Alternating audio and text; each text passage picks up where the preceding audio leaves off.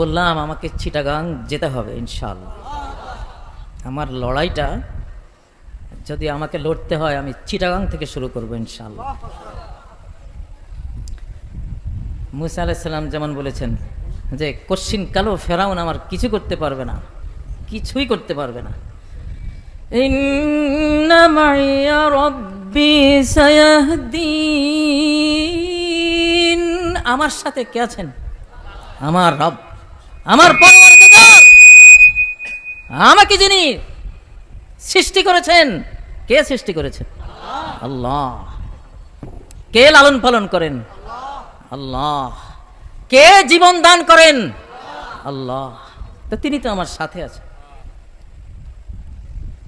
আল্লাহই এমন একজন, এমন এক সত্তা, তার ট্রিলিয়ন ট্রিলিয়ন অনন্ত অগণিত মাখলুক আছে, কিন্তু তিনি সবার সাথে তেমন থাকতে পারেন যেমন তিনি থাকতেন যদি মহাবিশ্বে তার শুধু একজন সৃষ্টি থাকতো, আর কেউ নাই। ওই একজন থাকলে একজনের সাথে তিনি যেমন থাকতে পারতেন, হাজার হাজার কোটি বান্দাবান্দি থাকলেও কোনো বেশ কম নাই, ওই রকমই থাকতে পারেন উনি। আল্লাহু আকবার।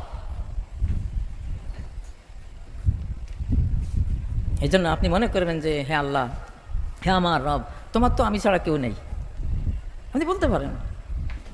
হাজার কোটি থাকলেও একজন থাকলে উনি যেমন আপনাকে সঙ্গ দেবেন, হেদায়েত দিবেন, শক্তি দেবেন, সাহায্য দেবেন, হাজার কোটি থাকলেও সেরকমই দিতে পারবেন, কোনো বেশ কম নাই।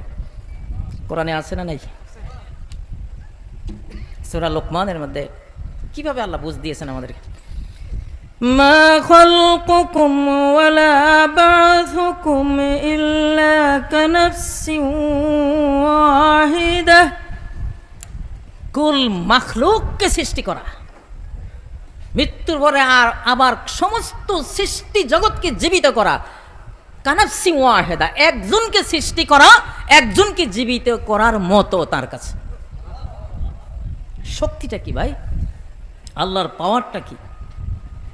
তাহলে এই কথা বলতে কোনো সমস্যা আছে যে আল্লাহ তুমি শুধু আমার, তুমি শুধু আমার, আমি বলতেই পারি। তো যাই হোক, এটা সূরা লোকমানের আয়াত। তা আল্লাহ তাআলা উনি তো আমাদের সাথে আছেন। একটা ঝড় বাংলাদেশে আসতেছে, খুব ভয়াবহ একটা ঝড় আসতেছে। তো সেই ঝড়ের পূর্বাভাস তো ইসকনের মাধ্যমে জানতেছেন, তাই না?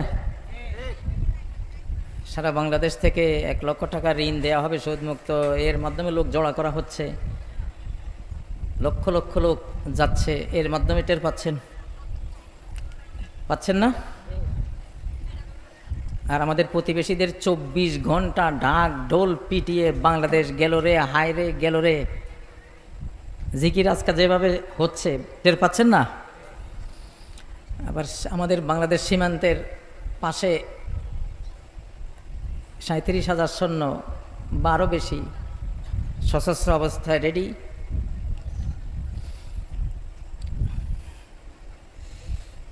এই দেশের ভেতরে দেশ বিরোধী চক্রান্তের একটার পর একটা সিলসিলা চলছে। তো এই জন্য আপনাদের কাছে কিছু কথা রেখে যাচ্ছি। ওয়াজ তো আমার আগে যথেষ্ট হয়েছে, আলহামদুলিল্লাহ, অনেক কথা হয়েছে। তো 5ই আগস্টের যে আন্দোলনটা আপনারা করেছেন, আগামী 4 বছরের আন্দোলনের ডিজাইন, আন্দোলনের পদ্ধতি ওইটাই হতে হবে, ওই রকম হতে হবে। কীরকম?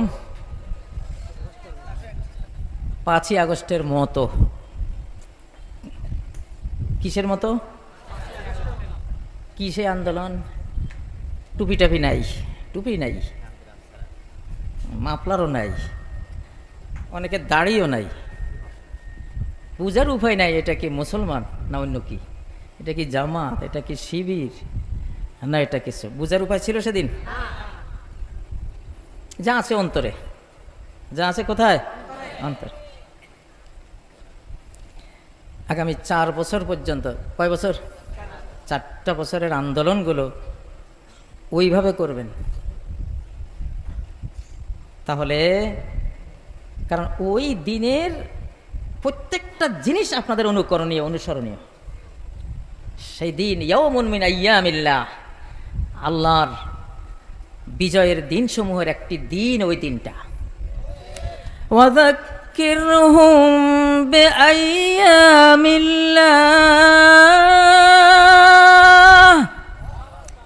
আল্লাহর দিন, যেদিন শয়তানদেরকে পরাস্ত করে তিনি তার স্বমহিমায় স্বশক্তিতে অনন্ত ক্ষমতা নিয়ে তুচ্ছ জিনিস দিয়ে বিরাট জিনিসকে নাস্তানাবুদ করে দিয়েছেন। সেই দিনের কথা বলে বলে মানুষকে ওয়াজ করো।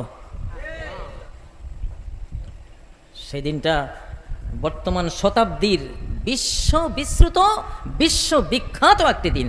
ওই দিনের মতো দিন কোনো জাতি পায়নি এই শতাব্দীতে কেউ পায়নি। আপনারা পেয়েছেন। আমি দুবাইয়ে বসে আপনাদের সাথে ছিলাম, শয়নে জাগরণে ছিলাম, জাগ্রত অবস্থাও ছিলাম, ঘুমের অবস্থাও দেখতাম কি হচ্ছে দেশে, আপনারা কি করছেন। যখন যেটা লাগতো ওইটা রব্বুল আলামিনকে দিয়ে আয়োজন করাতাম।